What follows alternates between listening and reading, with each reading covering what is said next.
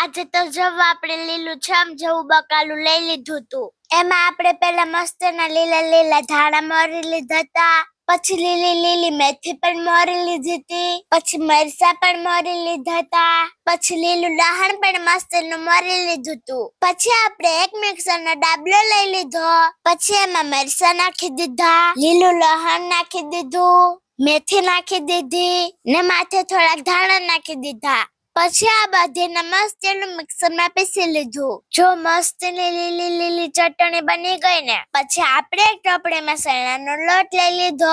પછી એમાં નાખી દીધો થોડોક બાજરાનો લોટ, થોડોક રવો નાખી દીધો, લીલી ચટણી નાખી દીધી, મીઠું નાખી દીધું, હળદર નાખી દીધી ને જીરું નાખી દીધું. પછી માથે થોડું પાણી નાખી દીધું. પછી બધું મસ્ત એનું મિક્સ કરીને એક નંબર ખીરું બનાવી લીધું. હવે તો તમને ખબર પડી જ ગઈ હશે કે આપણે શું બનાવવાના છે. પછી તો ભાઈ આપણે તવીમાં મસ્ત મસ્ત પૂડા બનાવવાનું ચાલુ કરી દીધું. લીલા શાકભાજીના લીલા લીલા પૂડા આપણે બનાવી નાખવાના છે. વો ભાઈ, તમને આવા પૂડા ભાવે કે નહીં જરા કમેન્ટ કરીને કહેજો તો ખરા. પછી થોડીક વારમાં આપણે બધા મસ્ત એના પૂડા કરી લીધા હતા. ને પછી તો ભાઈ અમે આ પૂડાને દહીં હારે ટેસ્ટ કર્યા. વો ભાઈ, ને દહીં હારે ટેસ્ટ કર્યા હતા ને ભાઈ લાગતા હતા ને કોઈ નો ઘટે. વો વાત પૂરી, એક નંબર લાગતા હતા, એમાં કઈ બાકી જ નતું. તો ભાઈ તમને અમારો વિડીયો પસંદ આવ્યો ને તો વિડીયોને લાઈક કરી દેજો, શેર કરવાનું ભૂલતા નહીં ને અમારા એકાઉન્ટને ફોલો કરી દેજો.